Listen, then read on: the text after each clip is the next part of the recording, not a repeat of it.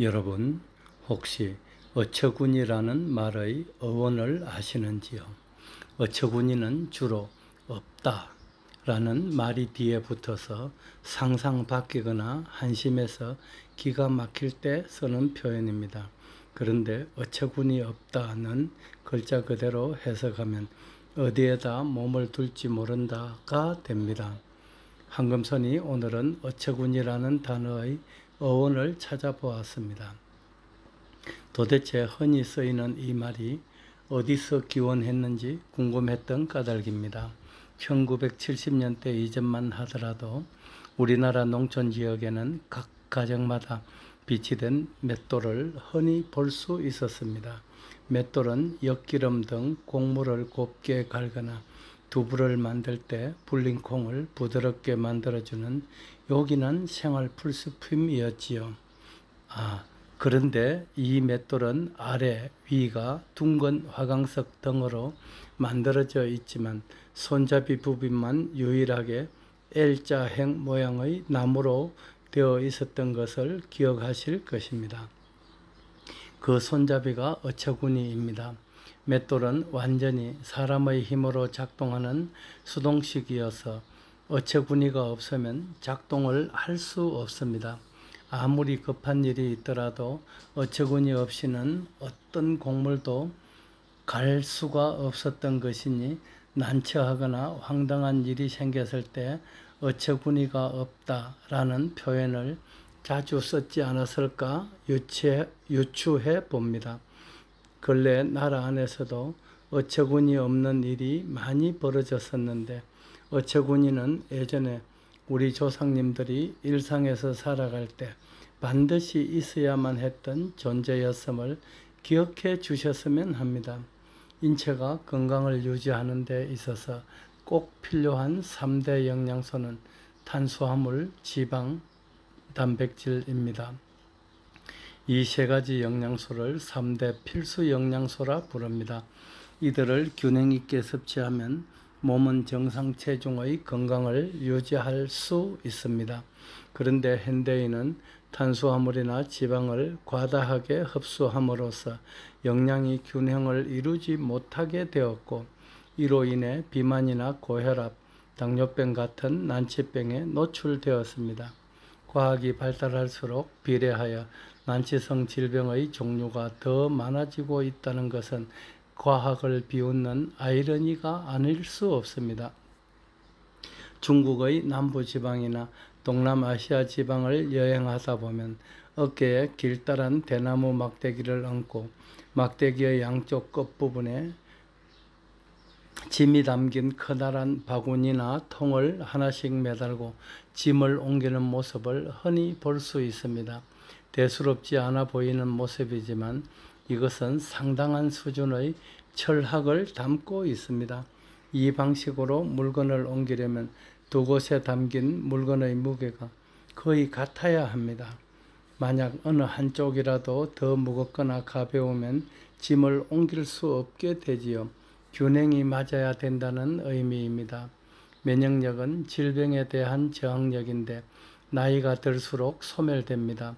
그런데 인간에게는 소멸된 면역력을 대체시키는 항산화 효소가 존재합니다. 면역력은 집안에 도둑이 침입하지 못하게 막는 울타리라고 할 수 있습니다. 그리고 항산화 효소는 울타리를 넘어 침입한 도둑을 잡거나 내쫓는 역할을 한다고 생각하면 편합니다. 나이가 들수록 면역력이 고갈되는 것은 관리인 없이 방치했던 오래된 집의 담장이 무너진 것과 다르지 않습니다. 담장이 무너지면 외부의 도둑이 쉽게 침입할 수 있습니다. 담장이 무너졌더라도 힘이 센 장정이 집안에 있다면 도둑을 금방 제압할 수 있겠지만 늙고 병든 노인들만 계시는 집에서는 눈뜨고 당할 수밖에 없겠지요. 집안에 도둑이 들었을 때 우리는 경찰관을 불러 도둑을 잡습니다. 그 경찰관 역할을 하는 것이 항산화 효소입니다.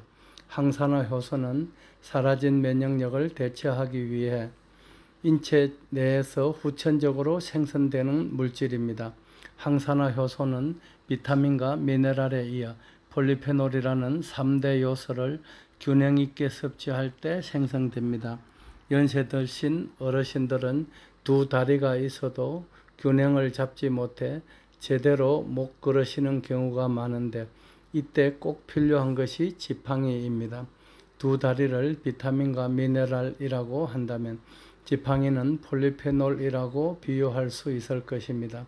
지금까지 사람들은 비타민이나 미네랄은 비교적 넉넉히 섭취해 왔었지만 폴리페놀은 적정 필요량의 50% 정도밖에 섭취하지 못했다는 WHO의 통계입니다.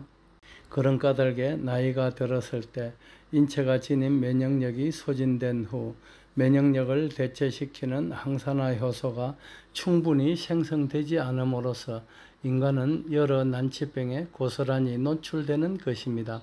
이는 콘크리트를 양생하는 과정에서 시멘트와 모래, 자갈을 용도에 따라 알맞은 비율로 배합해야 적절한 강도의 콘크리트를 만들 수 있는 것과 같은 이치입니다. 시멘트를 섞지 않거나 턱없이 적게 섞는다면 그 콘크리트 구조물은 한낱 모래성에 불과할 터이지요. 마찬가지로 비타민과 미네랄을 아무리 많이 섭취해도 폴리페놀을 균형 있게 섭취하지 않는다면 항산화 효소는 생성되지 않는 것입니다. 폴리페놀이 핵심이라는 뜻입니다.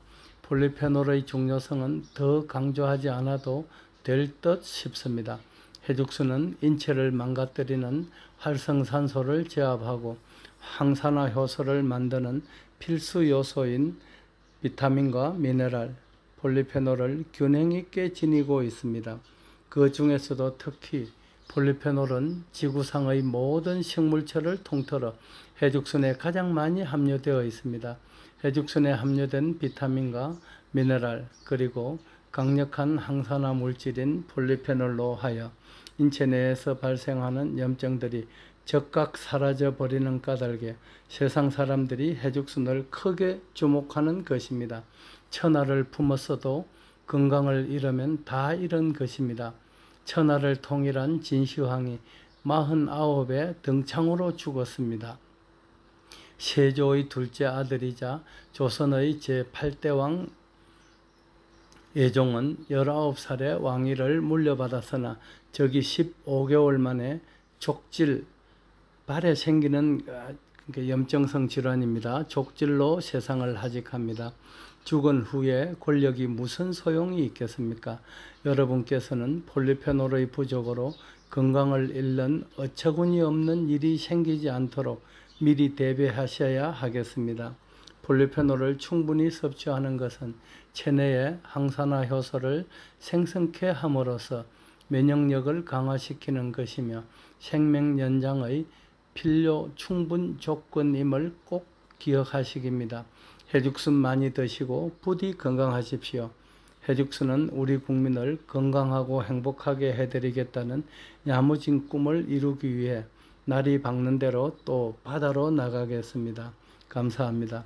2023년 8월 16일 이른 새벽에 미얀마 오지에서 황금손 배대열 올림. 배대열의 세상만사.